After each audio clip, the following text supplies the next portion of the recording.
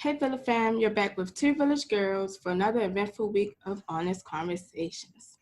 I'm Angela. And I'm Serena. And today we're here to tell you about learning disabilities. So Serena, can you tell the village what are learning disabilities?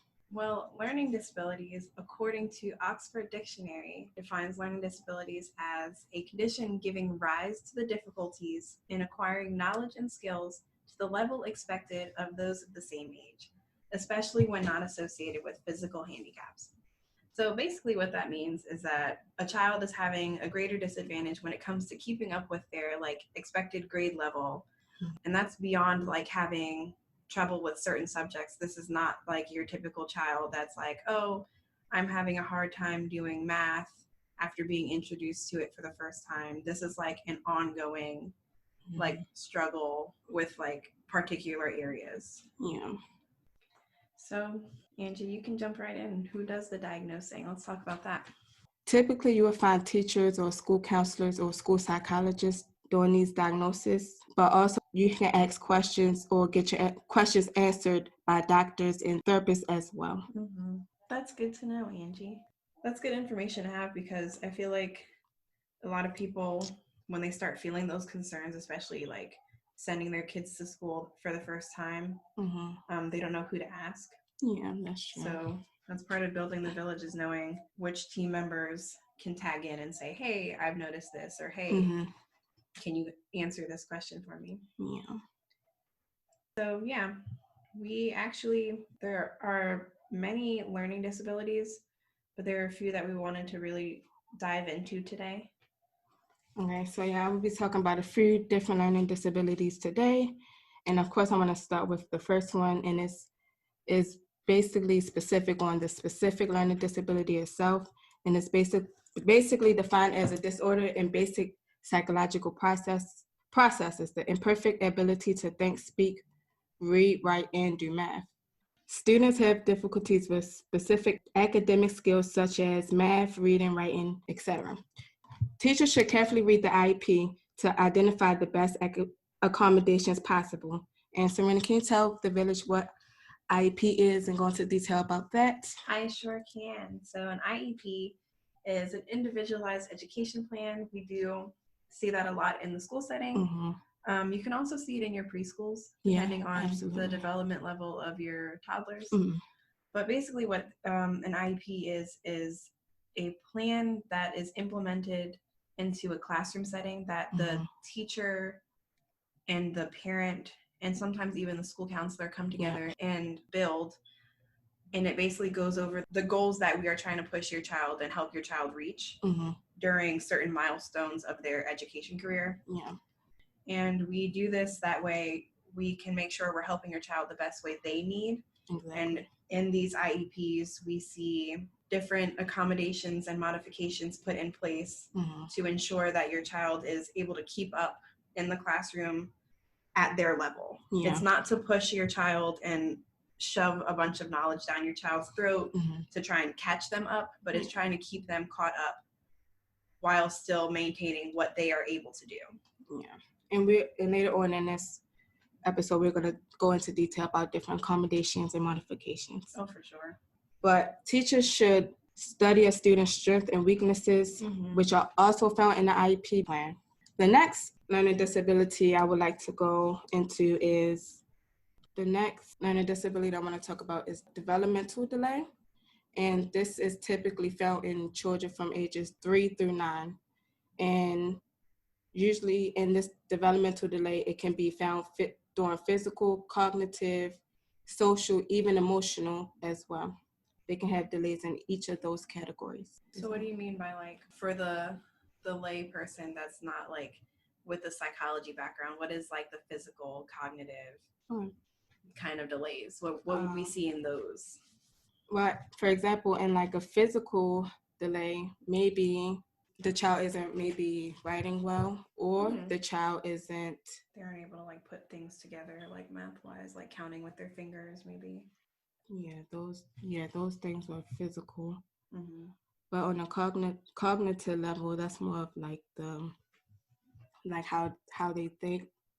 So they might have a delay in processing. Yeah. whatever the teacher is teaching, so they might have a delay on that. For social, of course, that's just basically they don't have the language needed to speak with teachers or their peers. Yeah. That could be a delay. And of course, with emotional, They get back to emotional every week. Emotional. A lot of things fall with emotional. You can be delayed. How can you be delayed, Serena? We can be delayed with like understanding like peer like relationships. Yeah. Like not being able to process like if there's someone upset, understanding that they're upset, or if someone's happy, like not understanding like those like emotional cues, like seeing someone smile or pout or something, not being able to process like, okay, what's going on over here. Yeah. Makes sense. Yeah. So those are 3 different categories that you could see in your child that they could be delayed in. So there are a lot of different early intervention services that include assistive technology for those specific needs and medical as well. These interventions also offer nutritional service as well for those who, for the physical side, exercising and eating right and being healthy in general. That's awesome, especially like coming out of COVID eventually, hopefully. Yeah, hopefully. Having those for those kids that are learning everything from the first time at home. That transition might be difficult. Yeah, and there will be early intervention services that you can use to assist you guys in that process as well. Early interventions like Head Start programs? Yes, some Head Start programs. Some programs are also in the school settings too. That's a good point.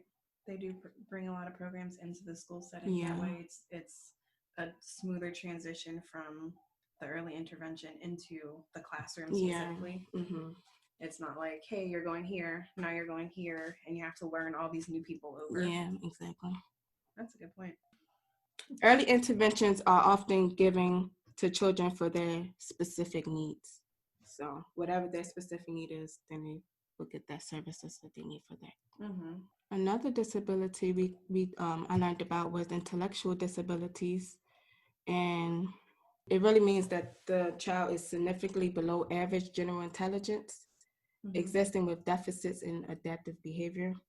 So it's basically children with this disability have an IQ below 70, and they have difficulties in comprehension and life functions.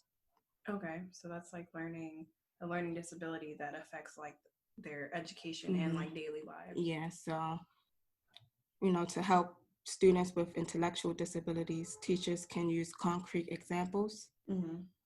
They have to have patience, a lot of patience, and be able to break down the material well enough for the child to understand it, and as well as using manipulatives as well for their comprehension skills. Yeah. See, this is why I feel like all teachers definitely need or should have like psychology backgrounds, because this is a lot to handle. Or not, I won't say it's a lot to handle. There's a lot that goes into teaching children, especially teaching a combined group of children, because not every child is ever going to be at the same level or at the same, like on the same page developmentally, or just like in a day-to-day life. So and that's why a lot of schools do the IEP program, or they do the how you doing a parapro, where they students who have those troubles with subjects will sit one-on-one with the teacher, and they can work on those things together. Yeah, it's beneficial. It shows the kid that they have their own team, that they've got their own little village to support them, especially because like it's one thing to have parents at home, and then if we're used to being at home for so long, going back to school is going to be tough, because now it's like, who do I go to for help? Yeah, exactly. And I know for the camp, you're saying teachers, it been a lot for the teachers. I remember like, being when I was in school, I don't know if it was middle or high school, but whenever I was in school, I remember feeling like, it wasn't enough one-on-one time with me, because it was so many other other students in the classroom, so the teacher would have that one-on-one time with me. Yeah. I felt that way when I was a kid, so I know it's a lot for teachers because they don't have that. They have to teach. Mm-hmm. I don't know how many students the teachers have in general, but I'm gonna say about 15 to 20. They have to teach about 15 to 20 different kids. Like every kid is different. Every kid learns differently, and I think that was my biggest problem because like I learned differently. Like I learned with visual things. Some people might learn just by hearing. I need to see it. So that was one thing I dealt with. So now let's jump into accommodations and modifications. What are some accommodations and modifications that you've seen or used that work for you with teaching children? Before I get into some examples, I wanted to explain the difference between accommodations and modifications. And so for accommodations, it's basically to change how students access information, participate in school activities, and demonstrate learning. And one accommodation would be to limit the amount of work that a child do. So for example, for accommodations, we're going to use a preschool setting. So usually in a preschool setting, teachers have about 8 to 10 students. And also the subject we're going to use is math for the example. Yeah. So one example would be like some of the students in a class would be able to read the ruler the regular way, how you look at the ruler and you can read the numbers. But some students may not be able to see those numbers. So to accommodate for that child, you can get a ruler with bigger numbers on it to help them be able to read a ruler. And to further that, if we don't want that child to feel left out because they've got a different ruler from everyone else, like everyone can get a bigger ruler. It's not like it's not meant to single the child out. That's true. One other example I liked was, this is more like maybe in like an elementary school level, not. So you would say sometimes you have like a certain time limit to do things. So they'd say do this specific quiz in like 15 minutes or so. Yeah. A lot of kids may not be able to work under that pressure, or if they have these learning disabilities, to accommodate for that, you would give that child more time if they need it because of their learning disabilities. And like I said, with accommodations, you want to change how that student access information. So basically, you would just give them that time that they need to finish that quiz or finish that assignment that the teacher gave them. Another example I like was changing the setting.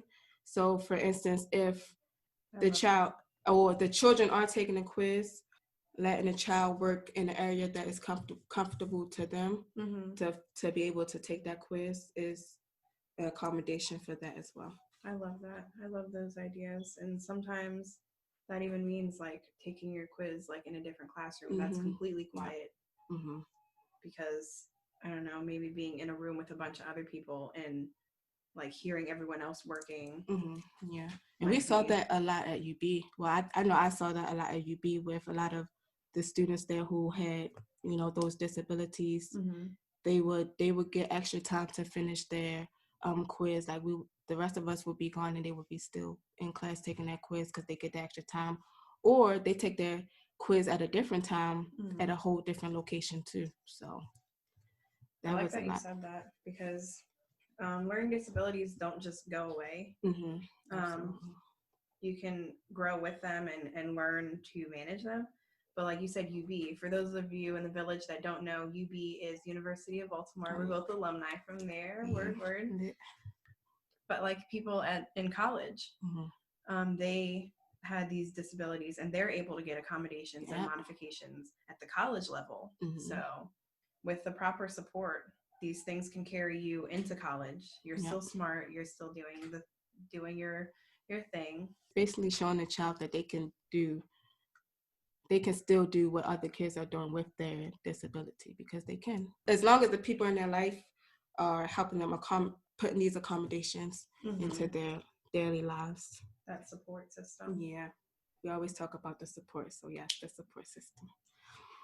So the difference between accommodations and modifications is that modifications is basically changing the curriculum. Mm-hmm. So changing what is being taught and what a student is expected to learn. Yeah. So that makes sense because that's basically like what I do as a para. mm-hmm. I do a lot of like basically reteaching of different Mm-hmm. subjects. I work with pre-K and kindergarten students. Mm-hmm. My kindergartners I do like one-to-one with to like reiterate on their reading skills Yep. and their practicing with like letters just to kind of get them on the same page with their age level. Yeah. So Yeah. we'd call those like modifications too. Mm-hmm.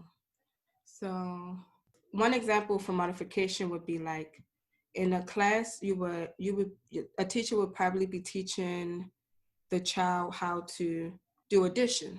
Mm-hmm. We're learning addition in the classroom, but maybe one of the children aren't even caught up to learn addition. What you would do would change your expectation for that child. Yep. So now you would say, now the goal is to be able to tell what number comes before or what number comes after. So that's a good example how to modify the curriculum.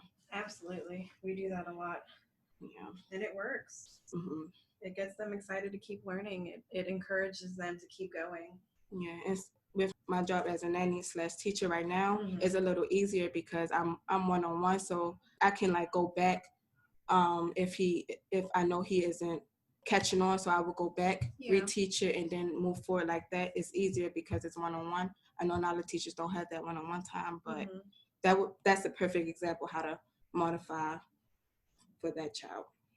That's why we use the village. Yes, absolutely. Knowing your teachers is important, but knowing the staff around the teachers that work with your child is also important because there are many benefits of having multiple people working with your child. Yeah. Mm-hmm. Which brings us into building your school village.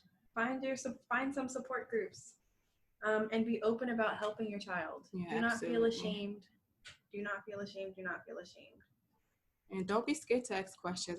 I know that we talk about this a lot in our podcast about being scared to ask questions or like just being like just overthinking it. But literally, you can just go talk to your teacher. You can just go talk to the doctor. Either they have the answers or they should be able to put you in a direction for you to get answers from somewhere else. So yes, build your village, guys. Build your village. Absolutely. And the final and most important thing to know with learning disabilities is that your child is not dumb. No. Your child is not unintelligent or stupid or any of those negative words or stigmas that come with learning disabilities. This is not the end for them. They will be able to live fully successful lives, and even with a learning disability, because that learning disability does not define who your child is. It doesn't stop them from learning. You have to encourage them and motivate them to know that they can keep on doing it. They can keep on learning and keep. It's just a lot of push and motivation. It seems to me. So you gotta keep encouraging. Yeah. And with the right support groups, with the right people, you surround yourself with people that might have answers or experience. You can learn from them. You can teach. That's the whole point of the village. We learn and we teach. Yeah. And we grow. And we help our children grow. Yeah, absolutely. So with that being said, thanks VillaFam for tuning in again to another episode with Two Village Girls. Join us every Wednesday for new episodes. If you guys want to learn more information about milestones, check out our blog page where we will be posting every Wednesday. Please follow us on all our social medias, which will be listed in the description box below. As always, we want to send you out with some positive vibes to get you through the rest of your week. This week's inspirational quote is by Eric Erickson, who says, "Don't mistake a child for his symptom." Thanks, VillaFam. We'll see you next week. Bye. Bye.